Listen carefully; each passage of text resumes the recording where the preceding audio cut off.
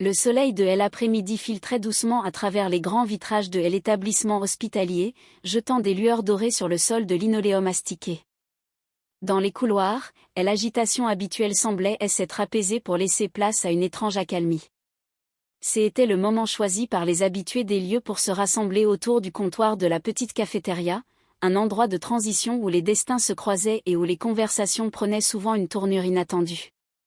Jamel, le brancardier au grand cœur et aux ambitions artistiques débordantes, regardait autour de lui d'un air impatient.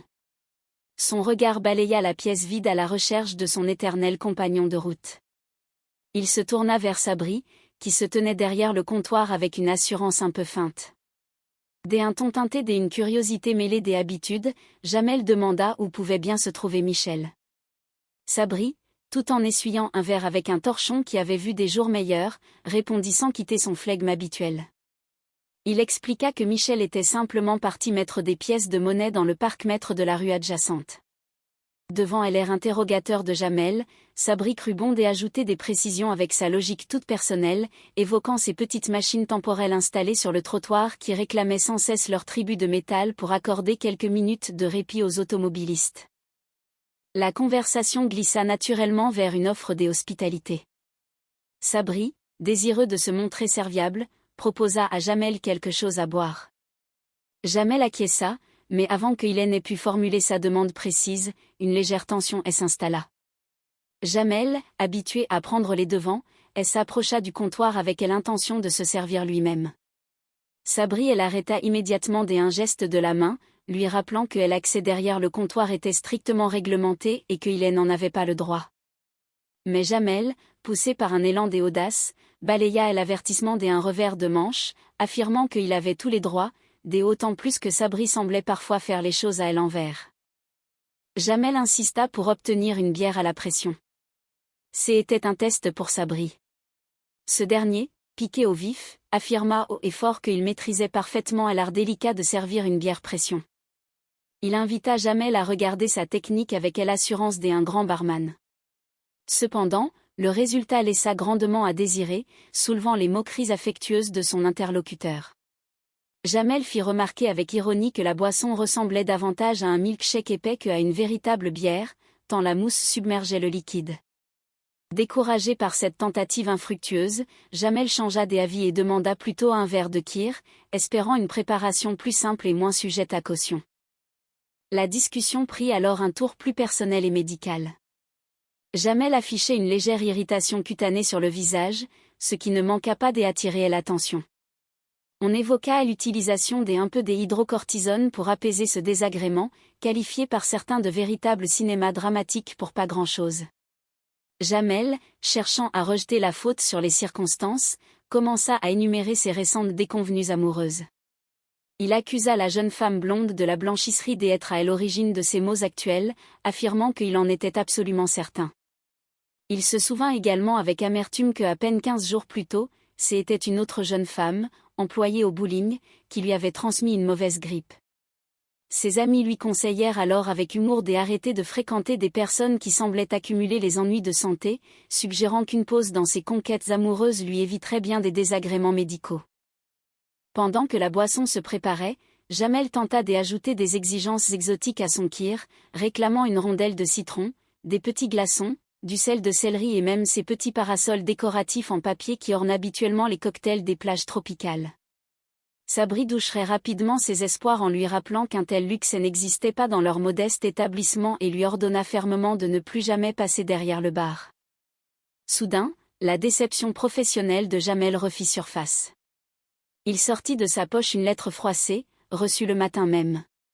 C'était une réponse négative pour un rôle de figurant auquel il tenait énormément, celui d'un sénateur turc dans une production cinématographique. La lettre exprimait les regrets de la production, mais ce qui blessait le plus Jamel, c'était la clause finale qui lui interdisait formellement de harceler ou de menacer le personnel sous peine de voir les forces de l'ordre intervenir. Ses amis tentèrent de le consoler en lisant entre les lignes, soulignant la formulation qui promettait de le recontacter pour une prochaine distribution. Pour eux, le préfixe répété 2 fois était le signe indéniable d'un intérêt futur, mais Jamel, plongé dans un désespoir théâtral, affirma que le cinéma était définitivement terminé pour lui et qu'il ressentait une douleur immense, au point de vouloir s'allonger immédiatement sur un brancard. Pendant ce temps, dans les bureaux administratifs de l'hôpital, Aimé menait ses propres intrigues. Installé confortablement, il parcourait les dossiers médicaux des patientes avec un intérêt qui dépassait de loin le cadre strictement professionnel. Béatrice Goldberg entra dans le bureau, elle interpellant sur sa présence en ces lieux. Aimé tenta de faire bonne figure en affirmant qu'il travaillait sérieusement sur des analyses importantes. Béatrice, fine mouche, remarqua rapidement que les dossiers consultés ne concernaient que des jeunes femmes de moins de 30 ans en parfaite santé. Elle l'accusa à demi-mot d'utiliser les prétextes médicaux les plus farfelus pour obtenir les coordonnées de jolies patientes afin de les inviter ensuite au restaurant. Aimé nia farouchement ces accusations, prétextant une simple coïncidence professionnelle, avant de raccompagner gentiment Béatrice vers la sortie pour retrouver sa tranquillité. Resté seul, Aimé saisit immédiatement le téléphone pour appeler une certaine Amélie Dreyer. Prenant une voix grave et rassurante, il se présenta comme un membre éminent du personnel hospitalier et elle invita à se rendre à l'hôpital pour des examens complémentaires de routine, fixant le rendez-vous à 15 heures précises. Son plan machiavélique mais inoffensif était en marche. De retour à la cafétéria, Sabri décida de mettre en œuvre un projet audacieux pour remonter le moral de Jamel. Utilisant le téléphone de l'établissement, il modifia sa voix pour se faire passer pour un grand producteur de cinéma nommé Guillaume Tell. Il appela Jamel, lui tenant un discours dithyrambique sur son talent exceptionnel, le qualifiant des acteurs époustouflants. Jamel, des abords sceptiques, se laissa prendre au jeu lorsque le faux producteur évoqua sa participation passée dans une célèbre publicité télévisée où il incarnait un ours en peluche. Sabri, poussant la plaisanterie à l'extrême, lui fit miroiter un premier rôle aux États-Unis aux côtés de monstres sacrés du cinéma hollywoodien comme Robert De Niro ou Al Pacino.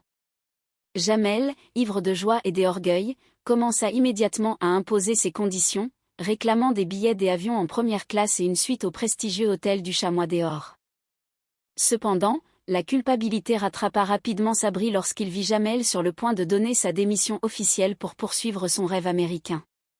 Sabri fut contraint de tout avouer, expliquant qu'il s'agissait d'une simple plaisanterie destinée à lui rendre le sourire et à lui éviter des dépenses inconsidérées dans des projets illusoires. Jamel, furieux mais soulagé au fond de lui, dut se résigner à passer des entretiens pour conserver son poste de brancardier, un métier qu'il exerçait finalement avec une fierté dissimulée. Le soir venu, le rendez-vous galant d'Aimé avec Amélie Dreyer eut lieu au restaurant de Michel. Aimé, désireux d'impressionner sa convive, insista pour commander des huîtres, affirmant qu'elles étaient de la plus grande fraîcheur, arrivées directement de Cancale le mercredi précédent. Amélie fit remarquer avec justesse que le calendrier indiquait qu'elle en était mardi, ce qui signifiait que les mollusques avaient passé près de 6 jours dans un réfrigérateur dont la fiabilité laissait à désirer.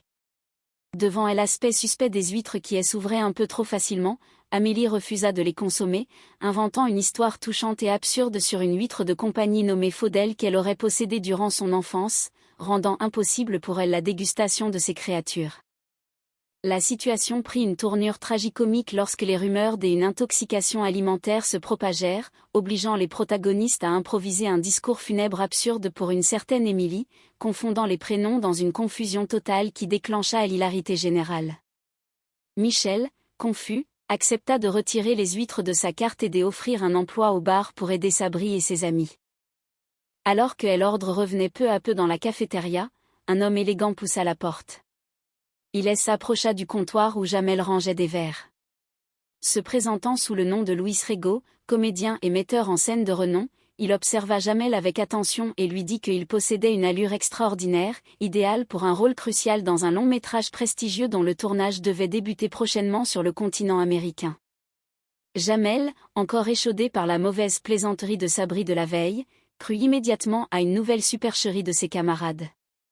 Pensant qu'on essayait encore de se moquer de sa crédibilité, il laissa éclater sa colère, ordonnant aux visiteurs de quitter les lieux sur-le-champ avec véhémence, ignorant qu'il venait peut-être de chasser la chance de sa vie dans un éclat de fierté mémorable.